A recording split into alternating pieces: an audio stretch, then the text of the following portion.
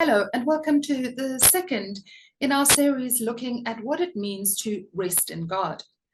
So last time I talked about the fact that Jesus, in many ways, is a countercultural, revolutionary kind of figure.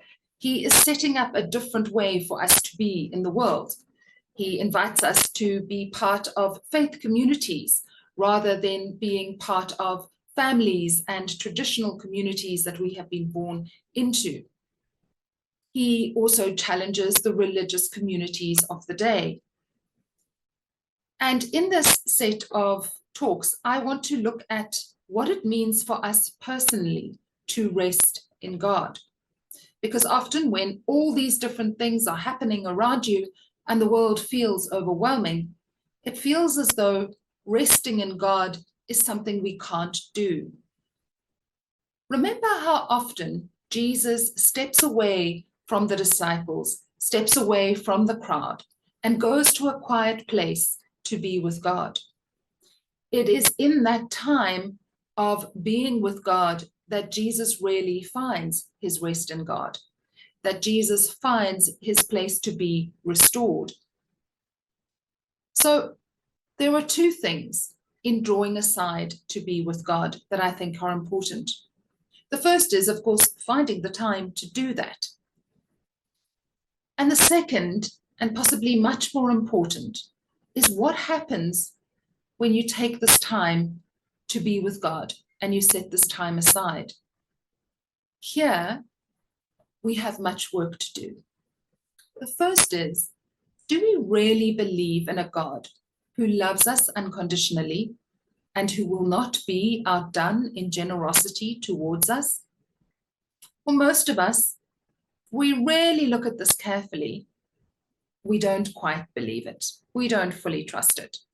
And there are many things in our lives that have happened which make it difficult for us to trust that God will really be there for us. And it is our expectations of where God should be and what God should be doing for us that I think need to be unpacked. How much do we sit and say to God, I need to get a promotion. I need to, God, really help me buy this house, or God, really help me get this car. Now, of course, if you don't have a job, praying for a job is the key thing that you're going to do. And that is very important. And this is where we see God acting. But a lot of the times where we are expecting God to act are really because we are putting the expectations of our world onto God, and we want God to conform. And then we wonder, where is God and where is my rest? So as Jesus challenges the cultural norms of the day, we also, in our individual relationships with God, need to think about, is this the voice of my boss, my company, my family, my friends, marketing, advertising, the world that I live in, consumerism? Are those the things that are driving my sense of self and what I am asking of God?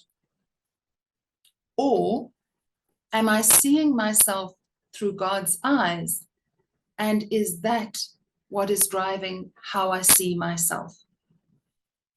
In other words, when you begin to see yourself as one who is deeply loved and as one who is truly cared for, because you see yourself through God's eyes, there is a rest there that is possible, which is not possible when you see yourself through the lens of the world, always looking for and asking for more and more, and never coming to a place of rest.